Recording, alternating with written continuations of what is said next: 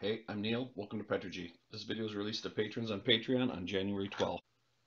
This week I kicked off the year with resuming the daily microvlogs. Tuesday's There You Go was a review of TaskRabbit. I've also been pleasantly surprised by my trial of the Brave browser. Also, Nathan Marr's Link 777 and Family 777 is a very interesting project. This weekend I'm going to be working on my Link 777 profile video, and while I'm at it, a video for LinkedIn. Tuesday's There You Go should be another installment of gig work. In addition to the microvlogs, I'll also be posting interesting links to share along the way. I'm not going to go down the rabbit hole of doing news or political commentary, but I'm fine with just throwing up links. Recently, there was a ray of hope. There have been 21 incidents in Arizona of Waymo vehicles having tires slashed, people throwing rocks, people blocking the cars by standing in the street in front of them. Some have been run off the road, and one person brandished a firearm.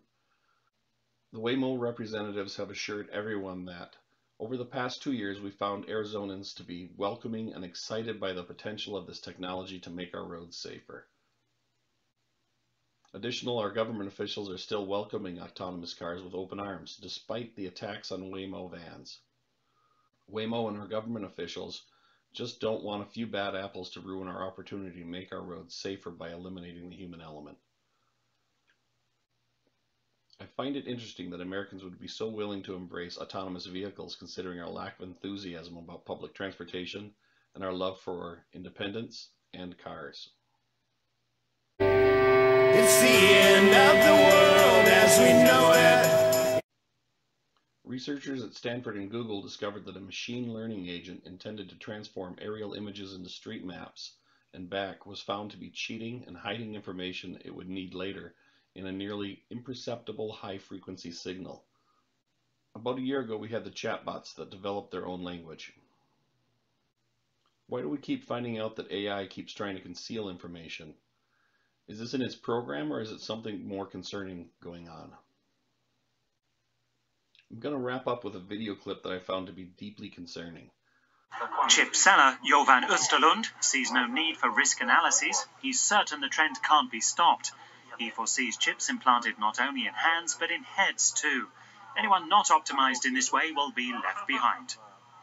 I would say in 30 years' time, there's a pretty clean break between organic people and non-organic people. Not using or utilizing technology to enhance themselves. It's like people saying no to healthcare today. Eric Frisk and his girlfriend have opted to have themselves digitally enhanced. They argue that medicine has implanted electronic devices in people for decades now. You know, like if you look at a pacemaker, that's a really invasive thing, right? I think we'll get to a point where we're doing similar kinds of things to improve ourselves, to make ourselves even better, stronger, healthier, etc. I mean, I would be ready to try quite a lot of things if the technology was mature enough, for sure. A little chip under the skin is just the beginning for this young couple and many others. More Swedes are getting chipped every day. If you like what you see, please tell your friends. If you'd like to support these videos, become a patron on Patreon, or follow me on Patreon, or follow me on Steemit, or subscribe on DTube.